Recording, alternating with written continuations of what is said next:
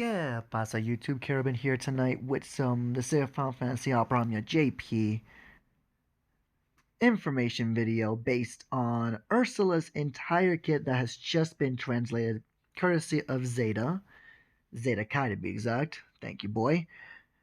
Now, I expected Ursula to initially be a red crystal because some red crystals do end up being a support based character.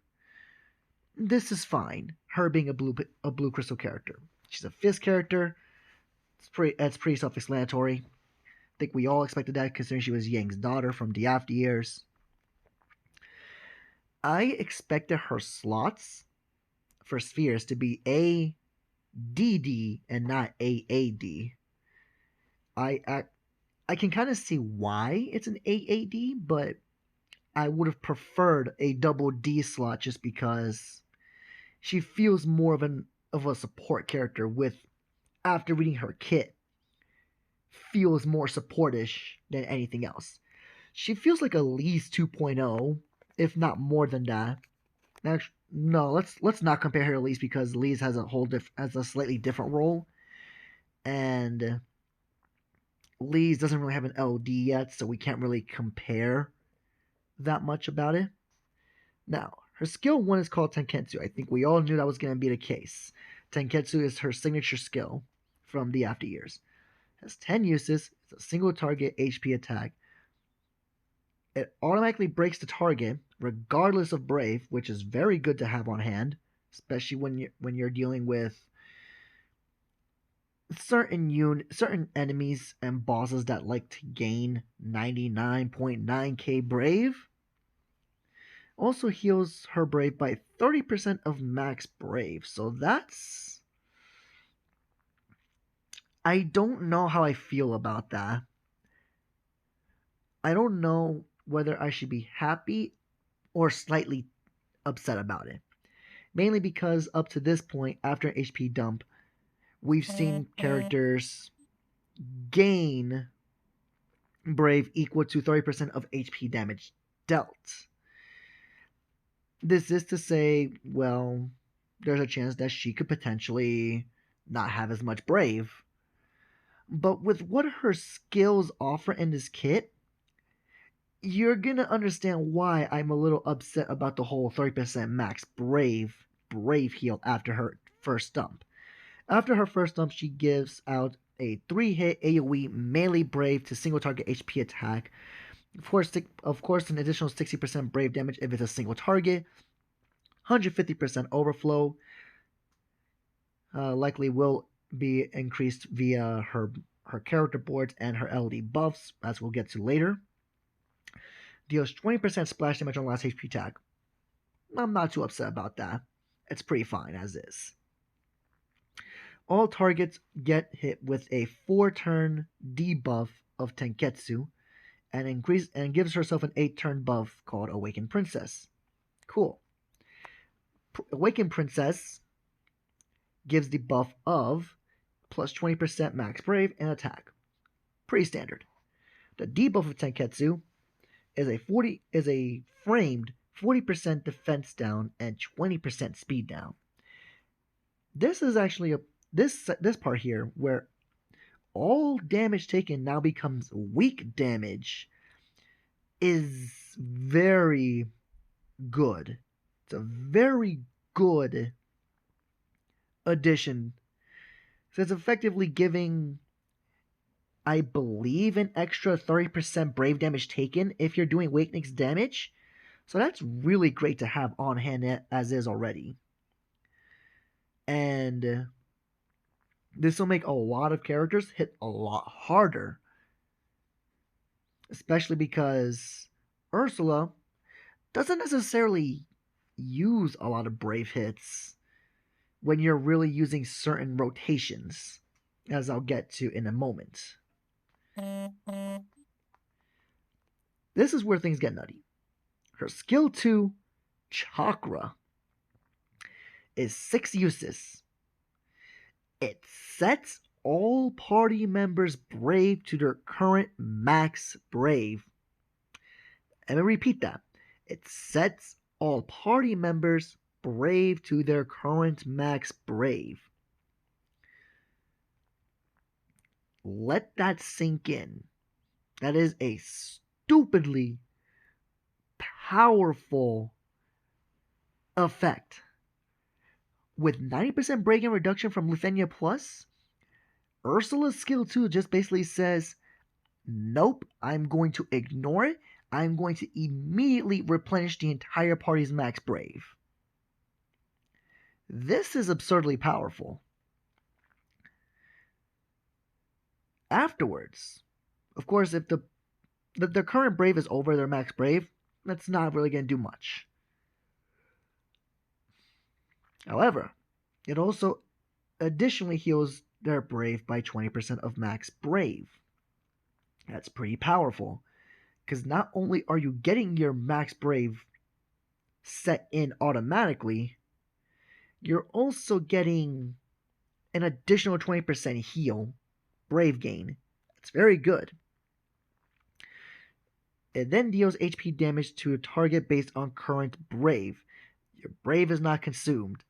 This is reminiscent of Charlotta's skill 2 in a sense. Not necessarily exactly like it, but it's similar enough. In a sense where it doesn't consume Brave. It's 120% overflow. I'm not surprised. It's a very powerful skill, but with buffs and auras and things of that nature, this could go ridiculously high with little to no effort. This is a +1 duration to self buffs and is an instant turn rate. This extends her buffs, which means for those who have not finished the Machina Lufenia Plus fight, or don't have the characters necessary to do it, you can bring Ursula to his content and use her to supplement the orb, which is really great in my opinion. It's an instant turn rate and it doesn't count towards turn count. That is pretty great. Now, skill 2 chakra being what it is, I don't mind that it doesn't actually give Brave hits at this point. Because of what that ability does is stupidly powerful. And something tells me because of this type of ability being able to set your party's Brave to their current max Brave, tells me that whatever's coming up with Crystal level 90, future Lufenia pluses, ultimate weapons, things of that nature, chances are that the reduction or the content itself is going to get much more unforgiving. Her EX is 5-star Crimson Palm. This is her band ability with Yang. Yang using the attack command and Ursula using the Teketsu command from Final Fantasy IV The After Years. Recast speed of normal. Cool. Party Brave heal 40% of max Brave. This is fine. It's not too bad. AoE HP attack afterwards. That's pretty strong. Defense penetrating 10 hit melee Brave plus HP attack and deals total damage. Oh, that's pretty strong. Though 10 hits, I would have preferred this to maybe be like AoE HP attack, 4 hit defense ignoring, melee Brave into HP attack, plus a 6 hit melee Brave into HP attack, dealing 100% total AoE damage.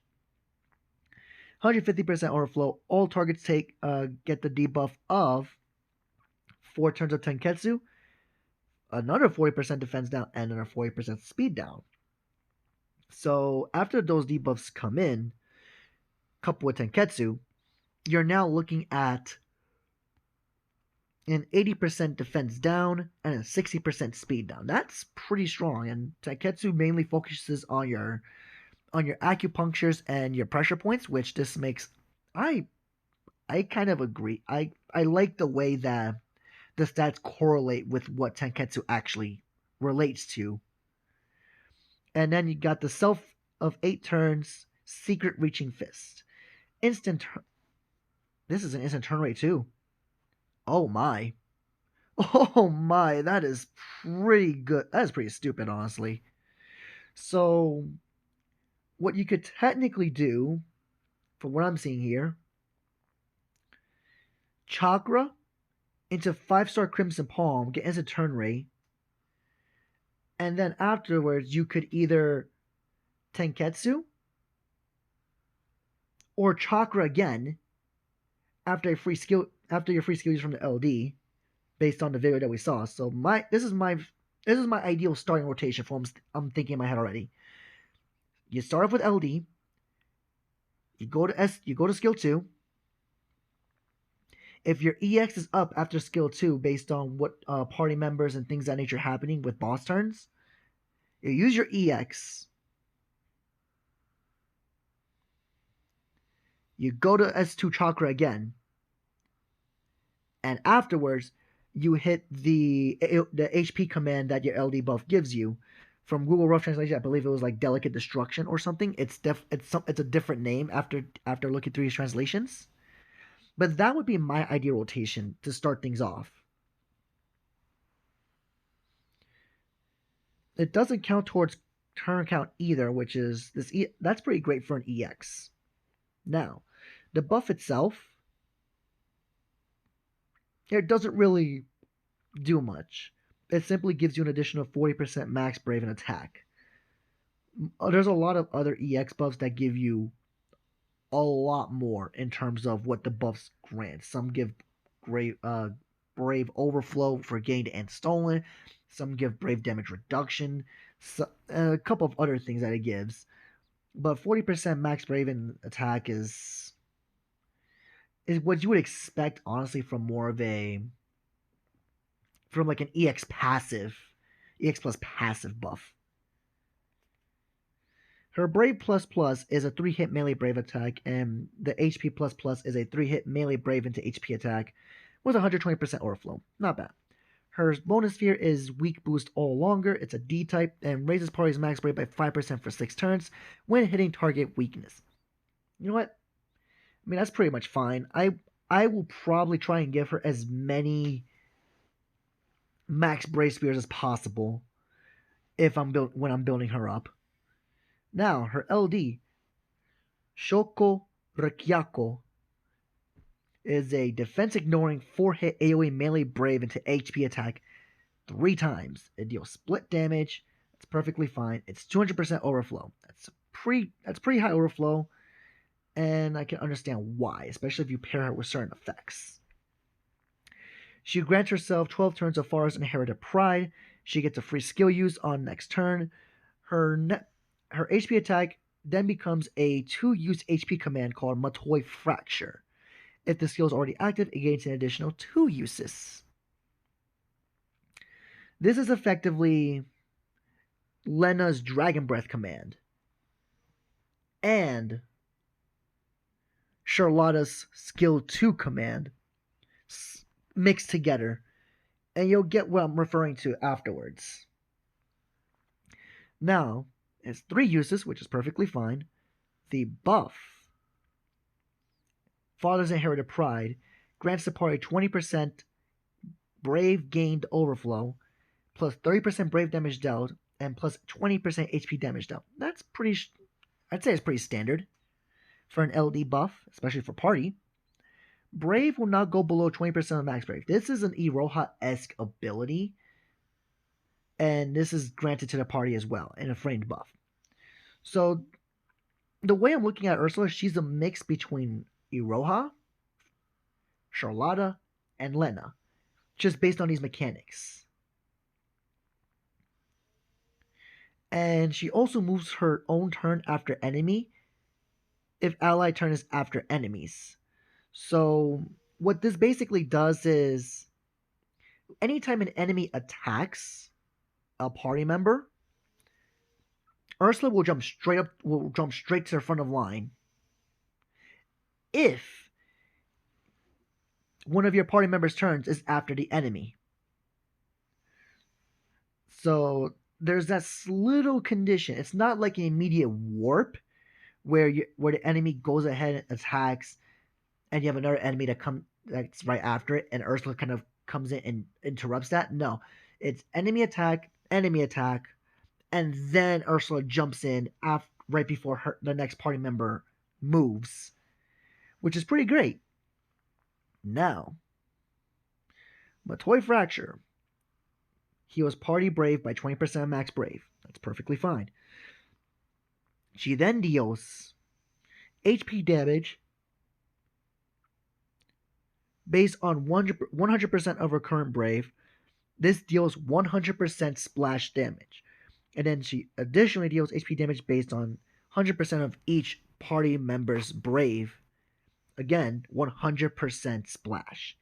It does not consume brave, and she gives herself a +1 turn duration to her buffs. And then this after the skill use is run out, it reverts back to HP plus, whichever fulfillments you've done. This is a Charlotta skill 2 on crack. Because Charlotta skill 2 not only consumes Charlotta's own brave, but it also does split damage using your party's current brave. While it's not that bad, and for its time when it first released before the Chaos era, that was a very amazing skill. However, it's very outdated now. This is more along the lines of what Charlotta could be getting in the future, potentially near future in this scenario. It's a very strong ability. And the fact that she doesn't consume brave at all means if she were to go right before an enemy turn, this makes it so that she won't get broken, and even then, like, her LD buff won't allow it regardless. It's a very powerful thing. So a lot of the times when you want to get really great mileage out of this ability, you'll probably want to go. And you have the EX up. You'll probably want to do EX into Chakra into Matoy Fracture. That's more or less like the rotation you'll probably see in most videos, most runs that utilize Ursula, at least from what I'm seeing here.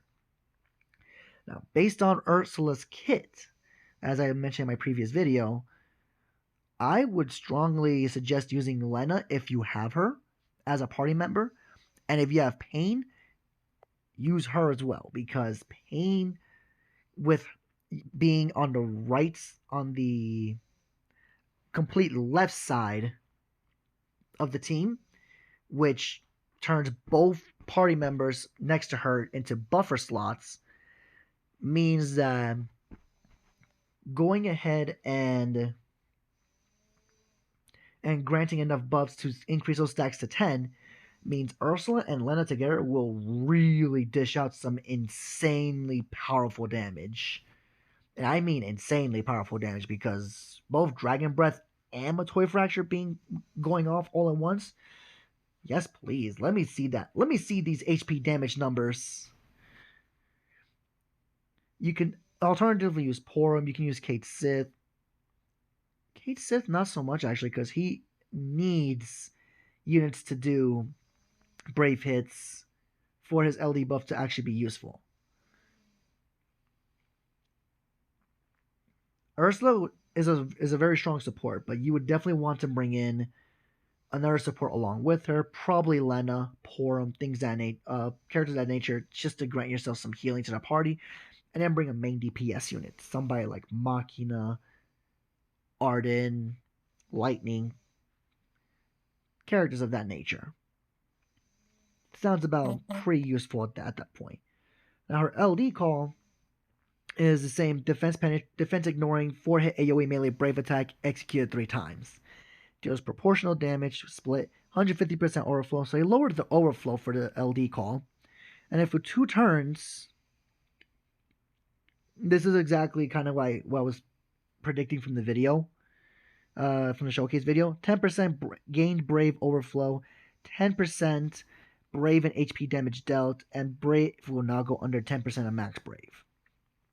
It's pretty good. It's not the best call, but it's definitely something that you could probably use on maybe Kane, even though you probably want to use Kurosabe. Like a Kurosabe call, okay, Sith call. More like the low turn count calls that really want to dish out like extremely powerful effects. But yeah, that's really about it. Ursula definitely looks to be extremely powerful, and I'm gonna pull for Ursula. Honestly, I'm gonna hope for the best, aiming for that LD. Because if I can get that LD early and then get the EX early, then all I gotta do is token the 15 and 35, and not even the 15, just token the 35 because you get the 15 from the event, and that's really about it. Yeah, Ursula definitely looks like a solid final Crystal level 80 character as we are now approaching the Crystal level 90 era. So this is going to be very interesting because Strago, I believe, was the final.